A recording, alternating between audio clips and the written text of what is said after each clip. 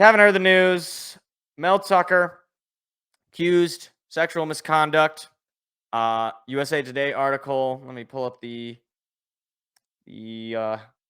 headline here. Michigan State football coach Mel Tucker accused sexually harassing a rape survivor. That is right. Brenda Tracy, prominent rape survivor and activist, says Mel Tucker made sexual comments and masturbated without consent during a phone call. Complaint led to an ongoing Title IX investigation. Now, this isn't, I don't advertise this as a kids show anyway. Although we do try to keep it sort of FCC regulated. It's not, we're not dropping any bombs typically, unless it's the NBA draft lottery, then mistakes were made. But this to me, if you are a bit squeamish about this sort of thing, I would advise not listening in, because frankly, this behavior is utterly disgusting. It is without, there's no coming back from it as far as I'm concerned. And Mel Tucker at this point has been indefinitely suspended and probably will not have a job by the end of the year. And I don't know if any team is going to want to hire him given the roughness of the circumstance. But I'm going to go through, and there is the actual discussion of the event itself, and then I will break down exactly what happened here, or exactly how, how it went down, because I think it's important for people to actually know, just to make the point ever clearer at just how bad this is. So, let's see if I can find. All right, so there had been something of a relationship brewing between Miss Tracy and Mel Tucker. Mel Tucker is, of course, a married man. I don't know if he has any children. I'm assuming he does, but I could be wrong. So Mel Tucker, at some point, has some sort of flirtatious relationship with this woman. It's sort of unclear as to what the nature was of this relationship, as to how far it went. According to Miss Tracy, it was never supposed to go any further.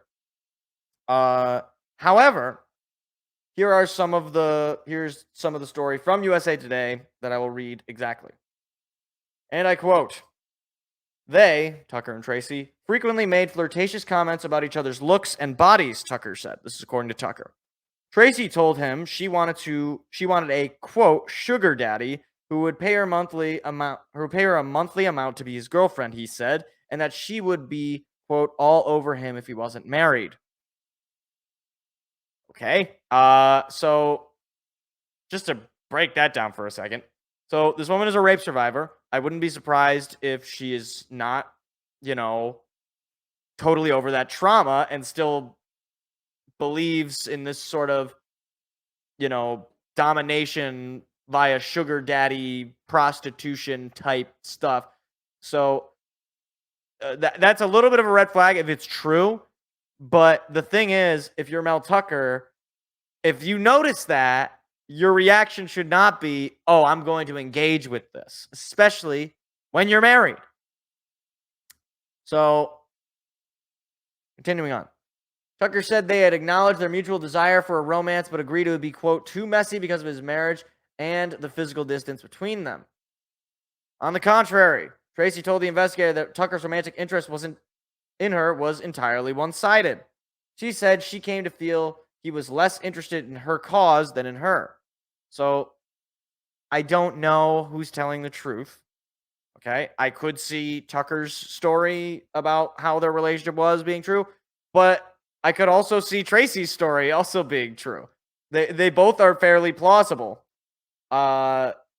Meanwhile, we get to the call. So here it is in its fullest form. So again, viewer discretion advised. 12 days later came the call. Tracy was in her home office in Oregon. Tucker, who was in a hotel in Florida, called her at 12:39 a.m., as phone records show. The call lasted for 36 minutes. Red flag alert. Why are you calling a lady that's not your wife at 12:39 a.m.? Also, why are you calling her from a hotel where presumably you cannot be caught, right? Where you're in a very private situation. Like, there's nothing good can come for that. And why are you on the phone with her for 36 minutes? This is just a lot of bad things. Quote, continuing on. According to Tucker, became aroused when Tracy made a comment about needing to hit the gym more to look better without clothes on. Okay. Weird comment. Not sure if she actually made that comment, but I suppose she could. They then discussed how having phone sex could complicate their relationship, he said. This is according to Tucker. But Tracy suggested once would be harmless, and he agreed. Oh boy. A lot wrong with that. So, for one, the idea that you would have phone sex and it would just be once and it would be harmless. If they both agreed that it would be harmless, if that's the case, well, they're just both idiots, for one, because Mel Tucker is a married man, so it's certainly not going to be harmless to his wife. And it's certainly not going to be harmless to her, who is, committing adultery with this man, knowing that this is not going to work out. So it's just like both people not doing great. Assuming that this side of the story is how it is. Unequivocally, there's no doubt about it, Tucker told the investigator, case documents show. She was the one who said, we'll do it. Tracy denies all of that. The call started off normal, she said, but when she sent Tucker a photo of them together from the spring game, she said he responded by commenting on her buttocks and calling himself an ass man. Well, Mel, you're not Cosmo Kramer. You're not in proctology. You're not the ass man. Although you are an ass man for doing this. Further, and this is where it gets particularly uncomfortable, she remembered Tucker's voice getting deeper and weirder as he continued talking about her buttocks. She asked him what he was doing, and he said he had a, quote, hard dick. And again, I apologize, this is direct quoting, and was touching himself.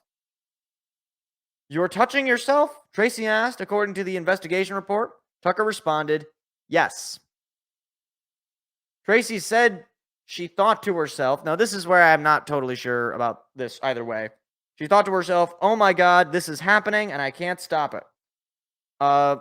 Well, now technically for one, and I'm not going to victim blame here, but she could have stopped it, right? She could have hung up the phone. So that's where things can be a little dubious, where, if this was consensual or if she kind of was egging this on and she didn't want to hang up the phone, but then later regretted it, right? Like that changes the story. But either way, Tucker is in the wrong. In the moment, she said, it didn't occur to her to hang up. Okay. That's slightly dubious. But again, it's possible. I'm not going to totally rule it out. Eventually, she said something along the lines of, if you do this, I don't ever want to hear about it. We are only friends. That's it. When he finished, Tracy said Tucker told her, thank you. Good night, sweetheart. She responded, yeah, and he hung up. So, very bad. Very, very bad. Okay? No matter how you spin it, even if Tucker's side of the story was true, which seems to be dubious, Tucker cheated on his wife, committed a Title IX violation by having a relationship with a woman he's supposed to be working with, and further, just looked like an ass. I mean, like, he said he's an ass man. Oh, that's right. You are an ass man. You just need a comma. Like, you just need a comma after the ass, man, because that's what you are. And regardless of whether this was consensual, and regardless of whether both parties did some sort of wrong here. Mel Tucker is certainly in the wrong for making an ass out of himself and embarrassing Michigan State for a non-football reason. You want to embarrass yourself for non-football reasons? Hey, there's plenty of coaches who've done that at Michigan State. John L. Smith needs to name one. But John L. Smith didn't never, have sex with the person he loves over the phone, if you catch my drift. If you're going to get fired for a job, or if you're going to get suspended for a job, at least get suspended or fired for your performance at the job. Okay? I don't need this. I don't need you to do this. I don't think anybody needed you to do this. And I'm not this person who says, oh, well, it's Tucker's private life and let him do whatever. No, okay? He is a public figure. He puts himself out as the leader and a representative of this football program, and this behavior is unacceptable.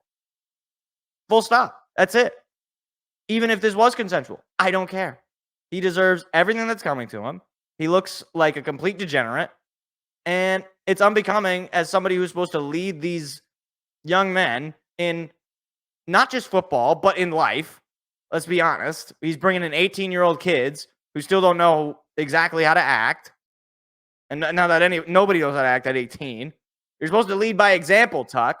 And look, the jokes write themselves. And I'm not even going to repeat the line because it's just low-hanging fruit.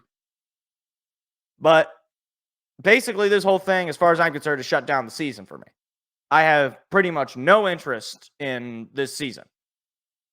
Not in that I won't watch, but in that I just won't really believe in anything. Like, there's nothing for me to believe in because as far as I'm concerned, nobody's sticking around. Pretty much everyone's going to be exiting in the transfer portal. Right? I mean, anybody that was coming here via recruit was recruited by Mel Tucker or Mel Tucker's staff, and none of those guys are going to stick around.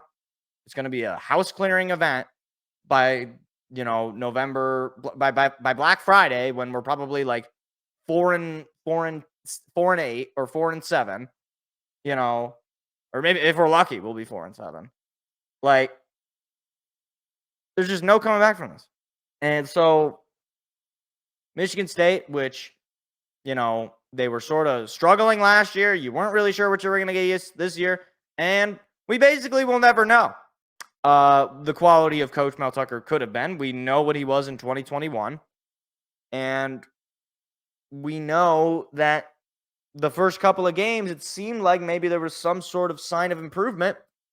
But at this point, we won't know. Because right now we have, I don't even know who they put as the interim coach. Let me see if it says in one of these articles.